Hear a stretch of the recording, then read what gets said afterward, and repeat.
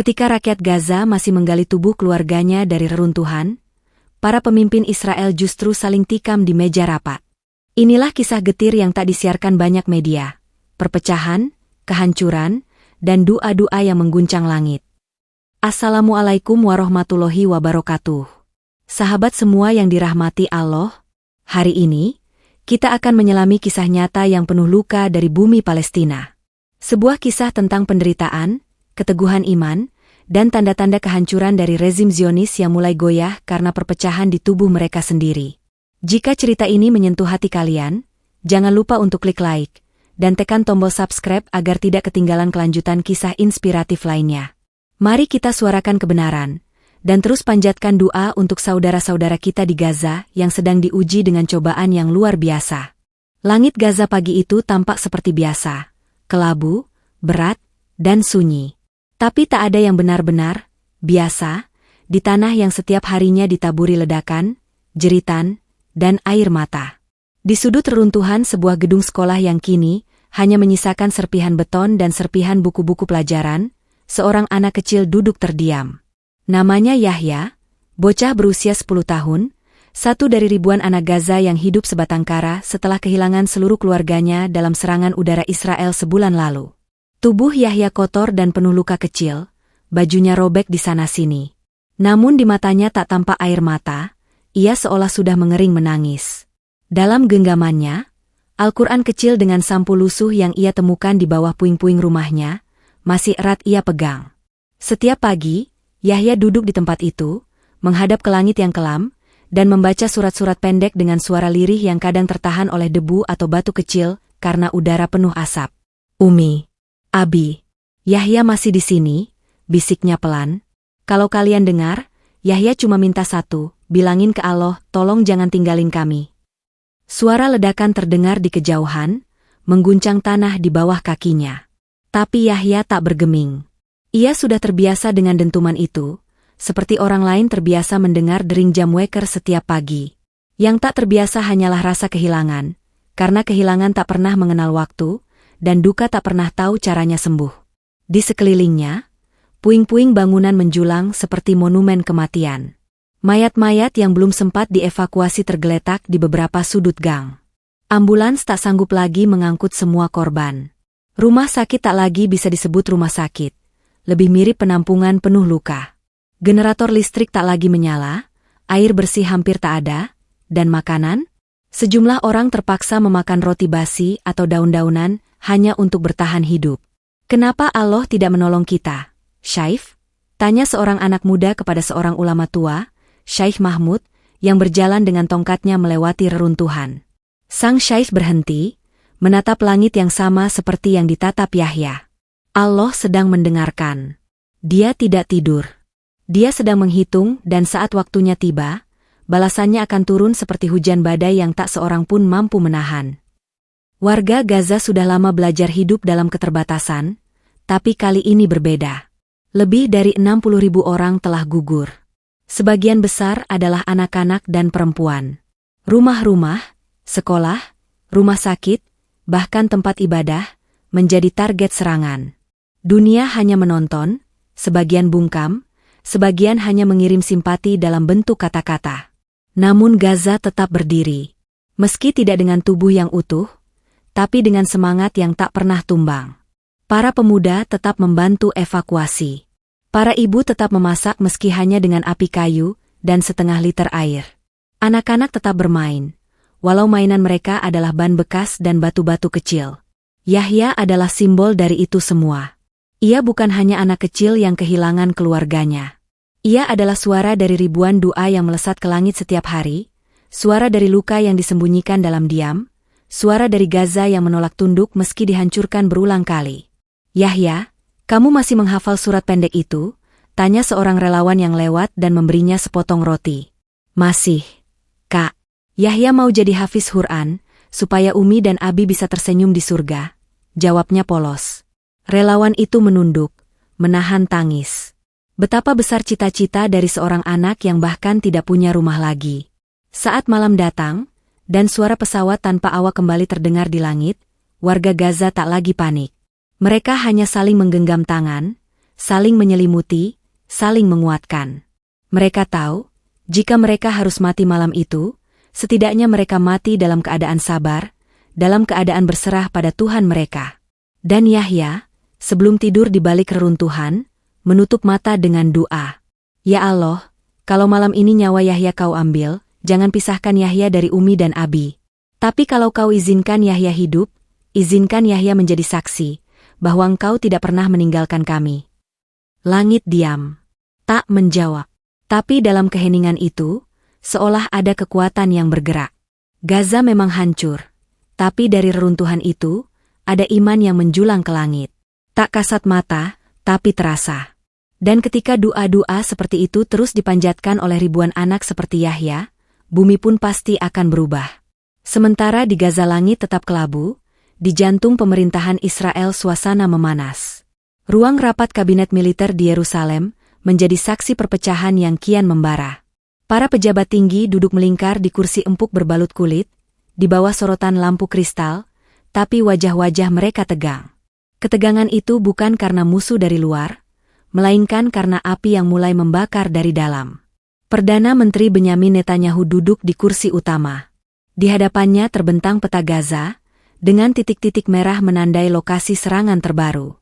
Ia menatap peta itu dengan mata yang tajam dan mulut terkatup rapat. Tangannya mengepal, sementara suaranya mulai meninggi. Kita akan kuasai seluruh Gaza. Tidak setengah, tidak sebagian. Gaza harus sepenuhnya bersih dari ancaman, katanya dengan nada memaksa. Siapapun yang tak sepaham, sebaiknya angkat kaki dari ruangan ini. Beberapa pejabat di ruangan itu saling pandang. Salah satunya adalah Letjen Avi Barak, Kepala Keamanan Nasional yang mulai terang-terangan menyuarakan penolakannya. Perdana Menteri, dengan segala hormat, 60.000 orang telah tewas. Mayoritas adalah warga sipil. Apakah kita masih bisa menyebut ini kemenangan? Ataukah ini malah menjadi kuburan moral bangsa kita sendiri? Ucapan Barak menggema di ruangan, membuat suasana makin tegang. Menteri Pertahanan, seorang pria berambut perak bernama Eliezer Ramon, juga tampak gusar. Ia mengetuk-ngetukkan jarinya di atas meja, gelisah. Kita menghadapi tekanan internasional yang belum pernah sebesar ini. Bahkan Amerika mulai mempertanyakan langkah kita. Kita tidak bisa terus memaksakan kehendak seolah dunia tak melihat. Netanyahu berdiri, membanting map berisi laporan intelijen ke atas meja.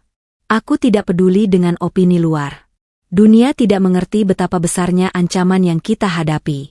Siapapun yang melemahkan keputusan ini adalah bagian dari pengkhianat. Keheningan kembali menyelimuti ruangan. Ketegangan di level elit Israel bukan rahasia lagi. Bocoran berita mengenai konflik internal mulai muncul di media lokal dan asing. Beberapa jurnalis berani mengutip sumber anonim yang menyebut bahwa sejumlah jenderal mempertimbangkan untuk mundur jika Netanyahu terus memaksakan ekspansi militer penuh di Gaza. Di luar ruangan, demonstrasi kecil mulai bermunculan. Di Tel Aviv dan Haifa, warga turun ke jalan dengan poster bertuliskan, "Bukan atas nama kami," dan "Hentikan pembantaian." Meski jumlah mereka belum besar, tapi ini menjadi pertanda bahwa rasa muak dan lelah mulai menggerogoti rakyat sendiri. Aku kehilangan keponakanku dalam serangan balasan dari perlawanan Gaza, ujar seorang demonstran wanita muda kepada stasiun TV lokal. Berapa banyak lagi yang harus mati demi ambisi satu orang? Para analis politik mulai mencium tanda-tanda keretakan. Mereka tahu, jika retakan ini dibiarkan, akan menjadi jurang. Tapi Netanyahu tampaknya tak peduli. Ia terobsesi pada satu kata, penguasaan penuh. Dalam benaknya, tidak ada ruang untuk kompromi. Ia yakin bahwa hanya dengan kekerasan mutlak, keamanan Israel bisa dipertahankan. Namun, para penasihat militer punya pandangan lain. Laporan-laporan terbaru menunjukkan bahwa militan di Gaza justru makin terorganisir. Serangan balasan semakin akurat. Beberapa serangan bahkan mengenai basis militer Israel dengan presisi yang belum pernah terjadi sebelumnya. Kami tak bisa lagi menyebut ini kemenangan, ungkap Kolonel Dov Ziv, salah satu perwira garis depan dalam rapat tertutup. Kami menghadapi musuh yang tak hanya bersenjata, tapi juga memiliki semangat yang tidak bisa dihancurkan dengan bom. Kata-kata itu menjadi seperti cambuk bagi Netanyahu, tapi ia tetap menolak untuk goyah. Baginya, mundur adalah tanda kelemahan. Namun tanpa ia sadari, keputusan kerasnya justru mempercepat retaknya dukungan di lingkaran dalamnya sendiri. Sementara itu, di ruang pribadinya, kepala keamanan Barak duduk termenung. Di depannya, layar menampilkan rekaman drone dari Gaza, tubuh-tubuh anak-anak, masjid yang runtuh, dan seorang bocah kecil yang duduk sendirian memeluk kitab suci. Ia menatap itu lama, sangat lama.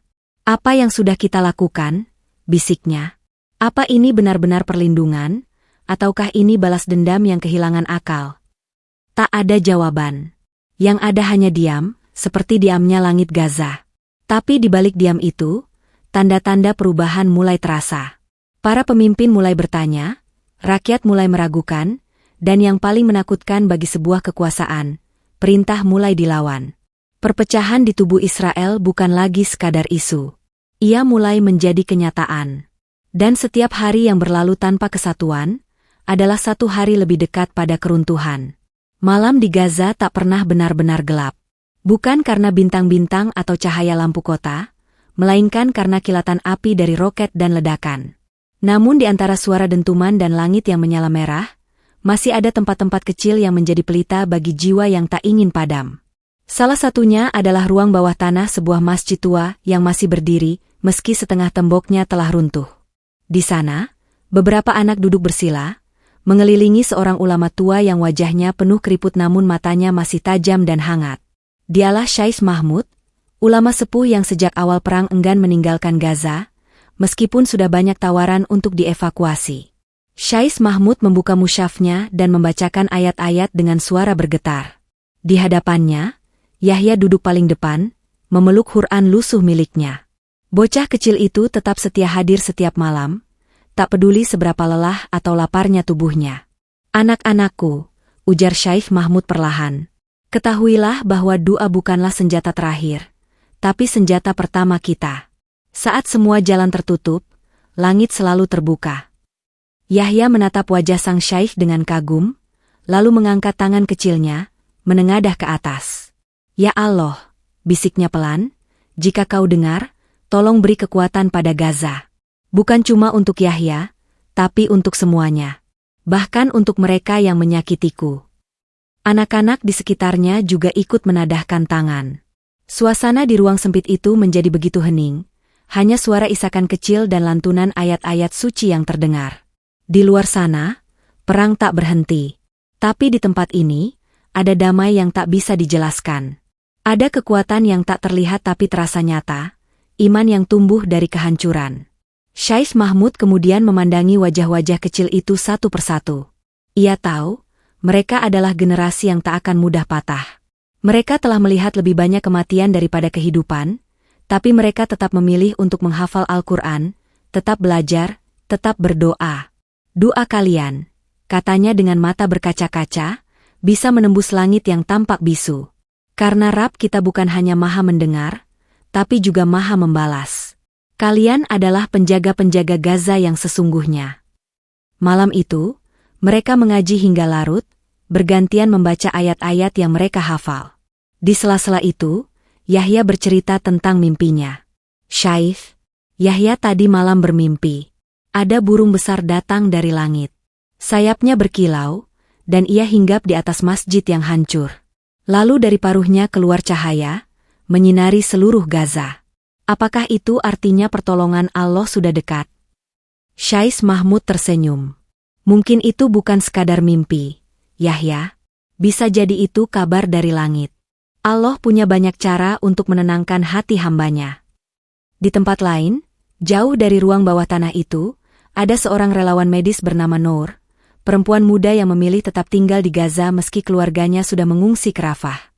Ia berkeliling dengan motor kecil membawa perban, obat, dan makanan. Di setiap tempat yang ia datangi, ia selalu membawa satu kalimat sederhana, "Jangan takut, Allah bersama kita." Pada suatu malam, Noor menemukan seorang anak laki-laki kecil yang sedang memeluk jenazah adiknya di samping puing-puing rumah. Ia tak menangis, hanya diam. Noor berlutut, menyentuh bahu anak itu dengan lembut. "Nak, boleh kakak bantu?" tanyanya pelan. "Adik saya tidur, jawab anak itu. Jangan ganggu dia, nanti bangun.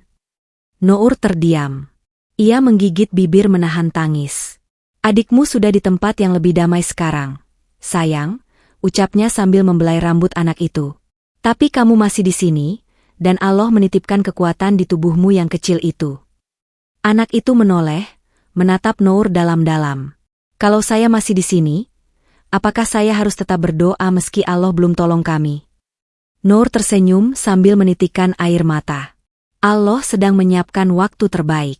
Kadang jawabannya bukan sekarang, tapi nanti. Tapi yakinlah, jawaban itu pasti datang.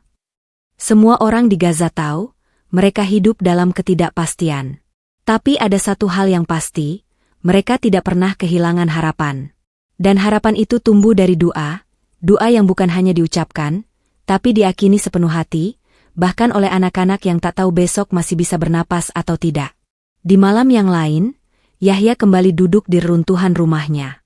Kali ini ia tidak sendiri. Ada beberapa anak lain yang bergabung dengannya. Mereka membentuk lingkaran kecil, masing-masing membaca satu surat pendek. Di atas langit, pesawat tanpa awak berputar-putar, mengawasi mereka. Tapi anak-anak itu tidak takut. Kalau mereka melihat kita, kata Yahya, biar mereka tahu, kami tidak butuh senjata. Kami punya Allah. Langit malam tetap sunyi, tak menjawab. Tapi siapa tahu, di balik awan-awan hitam itu, para malaikat sedang mencatat semua yang mereka lakukan. Dan barangkali malam itu adalah malam di mana doa-doa yang terus dipanjatkan akhirnya mengguncang langit dan menggerakkan takdir. Syais Mahmud pernah berkata, jangan pernah remehkan doa dari hati yang remuk. Karena Allah paling dekat dengan mereka yang hancur, tapi tetap berharap. Dan Gaza telah lama hancur. Tapi ia tetap berharap. Maka siapapun yang mendengar cerita ini, janganlah pernah berhenti mendoakan mereka. Karena bisa jadi, doa kita adalah bagian dari jawaban bagi mereka yang menggantungkan hidupnya hanya pada Allah semata. Yerusalem siang itu tampak tenang, tapi suasana di dalam kantor pemerintahan Israel seperti bara yang menunggu meledak. Perdebatan panjang di kalangan elit militer dan politik tak kunjung mereda. Isu mengenai kelanjutan operasi militer penuh di Gaza telah memecah belah barisan pemimpin, memunculkan gesekan yang semakin nyata. Ketegangan kini bukan hanya antara Israel dan Gaza, tapi juga sesama orang dalam negeri. Perdana Menteri Benyamin Netanyahu tetap pada pendiriannya. Ia muncul dalam setiap konferensi pers dengan raut wajah tegas, penuh ambisi dan amarah. Dalam pidatonya yang disiarkan secara nasional, ia kembali mengulang narasi yang sudah mulai basi.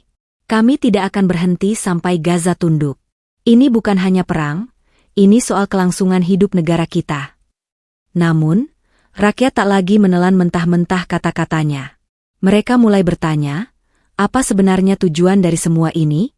Berapa banyak korban lagi yang harus jatuh untuk membuktikan ketegasan seorang pemimpin? Di ruang-ruang rapat rahasia, suara-suara penolakan makin nyaring.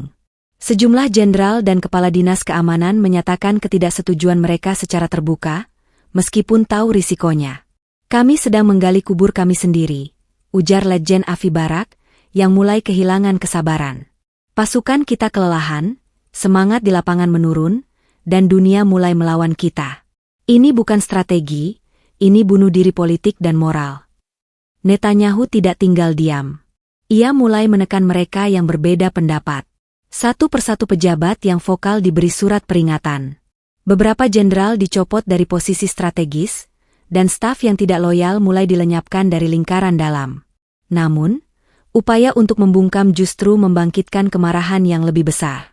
Bocoran dokumen operasi mulai beredar di kalangan media, menunjukkan bagaimana target-target sipil di Gaza dijadikan sasaran strategis.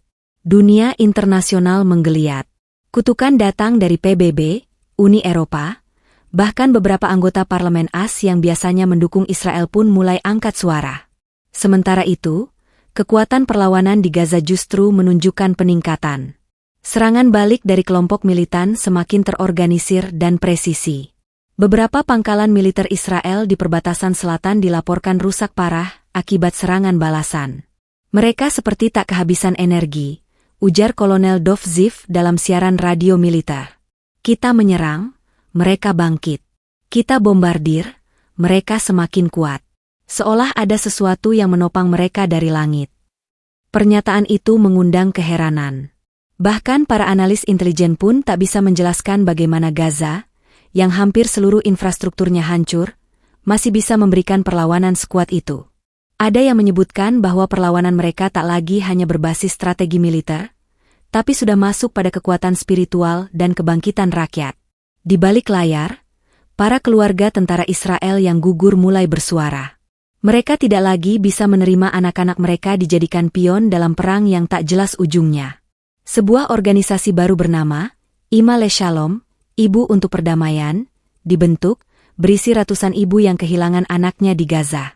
Mereka melakukan aksi diam di depan gedung parlemen, membawa foto-foto anak mereka sambil memegang papan bertuliskan, "Kau bunuh anak kami, demi ego dan ambisimu." Dampaknya luar biasa. Media sosial dipenuhi perdebatan. Opini publik mulai terbelah. Netanyahu yang sebelumnya disanjung sebagai perisai Israel, kini dipandang sebagai pemimpin gila perang yang tak punya belas kasih. Pada malam yang sama, dunia dikejutkan oleh ledakan besar di pangkalan militer Israel di selatan. Diduga, ledakan itu berasal dari sabotase internal. Beberapa laporan menyebut bahwa pelakunya adalah salah satu teknisi militer yang diam-diam membelot, karena tak tahan melihat kekejaman pasukan sendiri. Pemerintah Israel bungkam. Tapi dunia sudah membaca pesan yang jelas. Israel mulai runtuh dari dalam. Di Gaza, kabar itu tersebar cepat. Di antara reruntuhan, para pemuda saling berpelukan.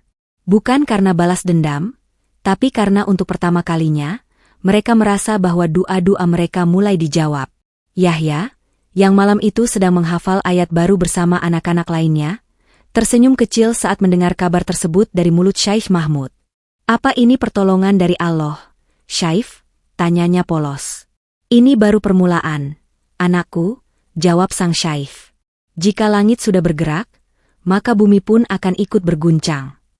Gaza tetap hancur, tapi harapan mulai tumbuh. Sebaliknya, Israel yang selama ini tampak kokoh mulai menunjukkan retakan. Tembok pertahanan mereka bukan hanya dirobohkan oleh roket, tapi juga oleh suara hati yang tak bisa lagi dibungkam. Dan dari kejauhan, dunia mulai menyaksikan kebangkitan yang datang dari reruntuhan Gaza dan keruntuhan yang tumbuh dari dalam istana kekuasaan Zionis. Langit Gaza tetap kelabu, seperti hati para penduduknya yang dirundung duka tak kunjung reda. Rumah-rumah sudah rata dengan tanah, jalanan penuh debu, dan setiap pagi hanya menjadi pengingat bahwa kemarin ada saudara yang syahid, dan hari ini mungkin giliran mereka. Namun, di tengah kehancuran dan bau mesiu yang menyengat, suara lirih doa tetap menggema, melawan kerasnya suara rudal yang menghancurkan segalanya.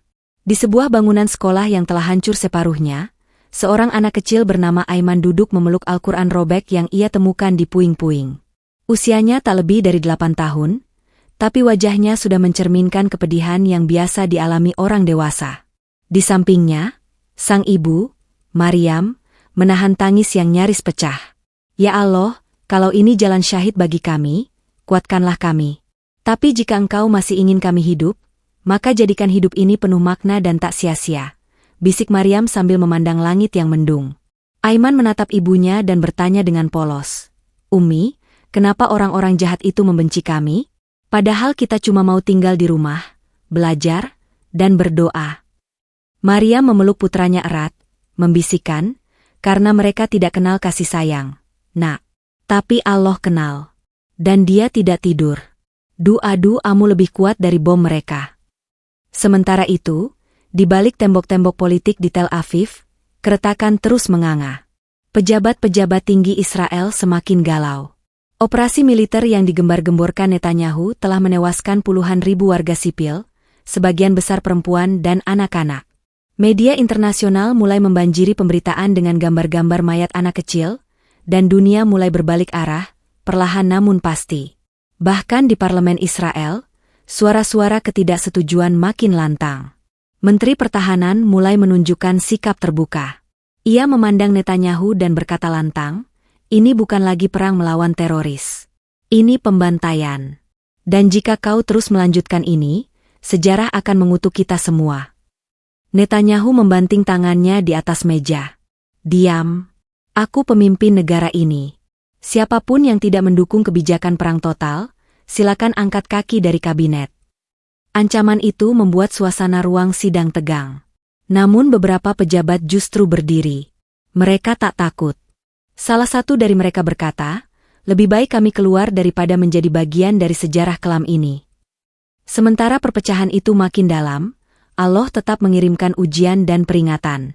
Di langit Gaza, sebuah keajaiban kecil terjadi. Di tengah malam, saat suara dentuman mereda, para warga yang berkumpul di masjid yang nyaris roboh menggelar sholat tahajud. Salah satu ulama yang tersisa, Syaikh Fathi, memimpin doa. Ya Rob, Engkau Maha Adil. Bila ini ujian, kami terima. Tapi bila ini bentuk kezaliman, kami mohon Engkau turunkan azab-Mu kepada mereka yang zalim. Bukan karena kami benci, tapi karena Engkau cinta pada keadilan dan benci pada penganiayaan. Tangis memenuhi ruangan. Bahkan anak-anak ikut mengangkat tangan, mengamini doa dengan suara lirih. Di tempat lain, seorang wartawan Muslim yang diam-diam menyusup ke Gaza merekam doa-doa itu dan menyiarkannya secara langsung ke media sosial. Dunia menyaksikan. Dan dari berbagai negara, jutaan umat Islam meneteskan air mata. Doa pun menjadi senjata paling ampuh yang menembus langit, lebih tajam dari peluru. Di saat itulah, sebuah kabar mencengangkan datang dari langit Israel. Salah satu rudal canggih buatan mereka meledak di udara, tanpa sebab. Disusul oleh kegagalan sistem pertahanan Iron Dome yang mendadak lumpuh dalam waktu yang bersamaan. Para teknisi militer ternganga. Ini mustahil. Ini tidak masuk akal. Namun di Gaza, Aiman hanya tersenyum kecil sambil menatap langit dan berbisik. Allah dengar, Ummi, Allah dengar. Netanyahu, yang semula merasa gagah, kini mulai dihantui ketakutan. Laporan kerusakan sistem militer, desersi pasukan, dan pemberontakan internal membuatnya kehilangan pijakan. Ia mulai merasa dikepung dari dalam. Sementara itu, dari masjid-masjid kecil hingga rumah-rumah yang nyaris roboh, umat Islam di Gaza terus bersujud. Mereka tahu, kemenangan tak selalu datang dengan senjata, tapi dengan kesabaran dan doa yang tak putus. Dan langit pun mulai merespons, dengan caranya yang tak terduga. Gema takbir menggema dari reruntuhan yang masih mengepulkan debu. Di antara puing-puing masjid yang roboh, seorang anak kecil memeluk mushaf Al-Quran dengan erat. Tangannya berlumur darah, namun matanya tetap memancarkan cahaya harapan. Di sekelilingnya, orang-orang dewasa tak lagi bisa menahan tangis. Mereka bukan menangis karena takut, bukan pula karena luka. Mereka menangis karena menyaksikan iman tetap hidup meski jasad dan harta telah hancur. Di saat yang sama, jauh dari Gaza, di pusat pemerintahan Israel, suasana mencekam melanda. Netanyahu, yang sebelumnya begitu percaya diri dengan dominasi militer, kini berada di bawah tekanan internal yang makin keras. Para jenderal berselisih, para menteri saling mencurigai, dan rakyatnya mulai turun ke jalan. Mereka bertanya-tanya, untuk apa semua ini? Mengapa kita menyeret negeri ini ke jurang kehancuran? Pertikaian dalam tubuh pemerintahan Israel bukan lagi rahasia.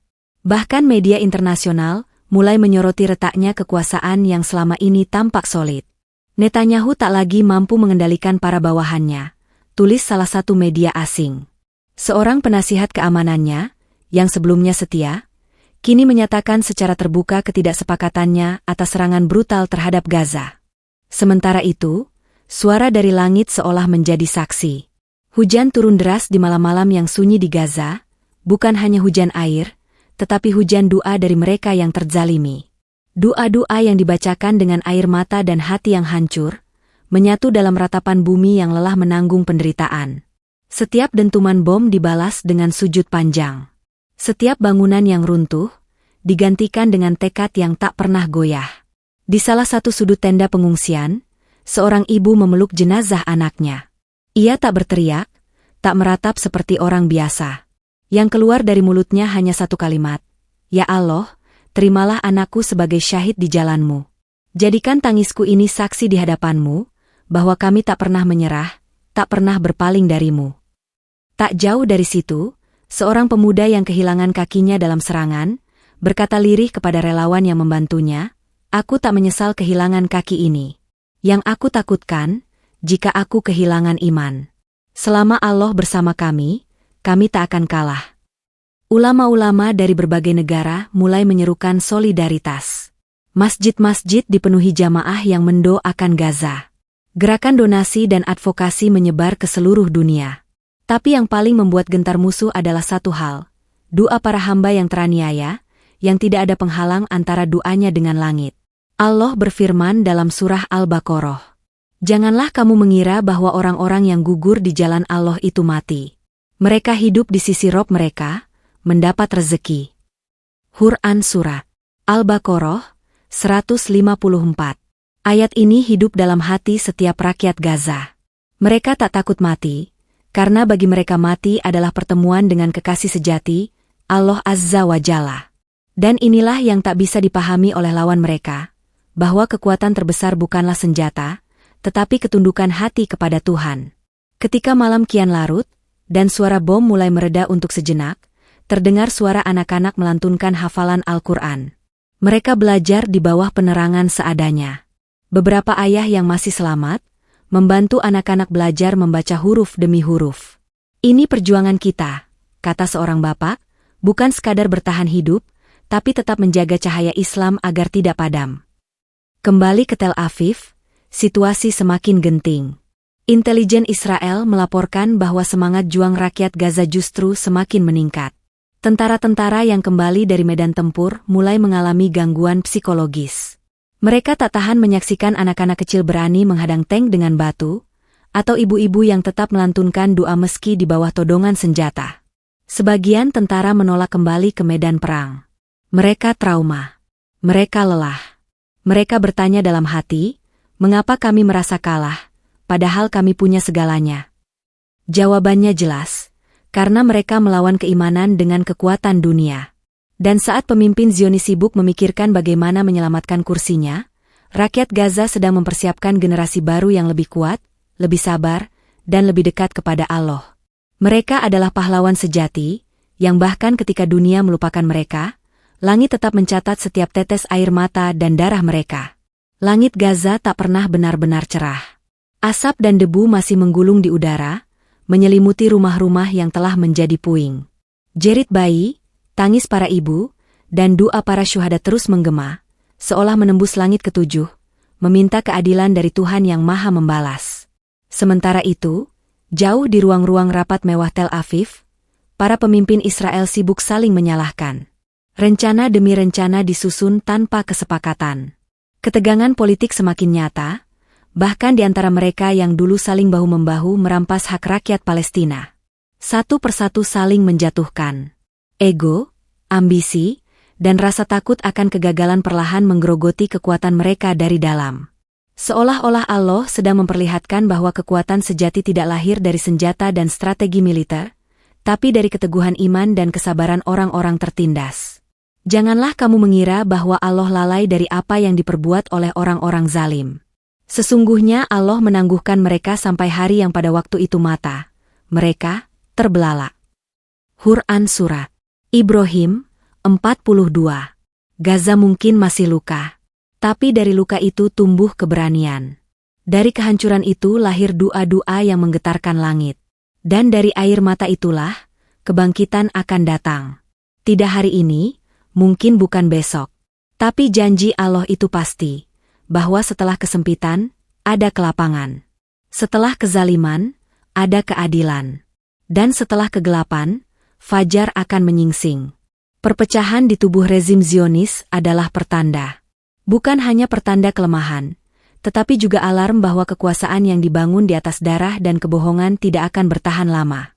Sebab sejarah selalu berpihak pada mereka yang dizalimi, dan langit tidak akan diam untuk selamanya.